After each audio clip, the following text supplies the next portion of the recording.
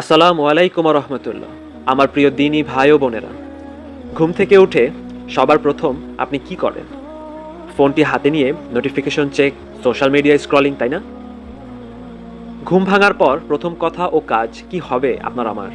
আল্লাহ সুবহানাহু ওয়া তাআলা শিখিয়েছেন ও রাসূলুল্লাহ সাল্লাল্লাহু আলাইহি ওয়াসাল্লাম যে দোয়াটি পড়ে আমল করতেন তা হলো আলহামদুলিল্লাহিল্লাযী আহিয়ানা বাদামা আমাতানা ওয়া ইলাইহিন নুশুর। অর্থ, সকল প্রশংসা সেই আল্লাহর যিনি আমাদেরকে মৃত্যুর পর আবার জীবন দান করলেন এবং তার কাছে আমাদের প্রত্যাবর্তন।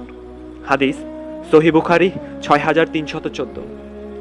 ঘুম ভাঙলেই শুরু হোক আল্লাহর নামে, তারপর হাত মুখ ধুয়ে ও অজু করে ২ রাকাত সালাতুল ফাজর। এটাই ছিল রাসূলুল্লাহ সাল্লাল্লাহু আলাইহি সাল্লামের সকাল, সুন্নাহর সকাল, সফলতার সকাল।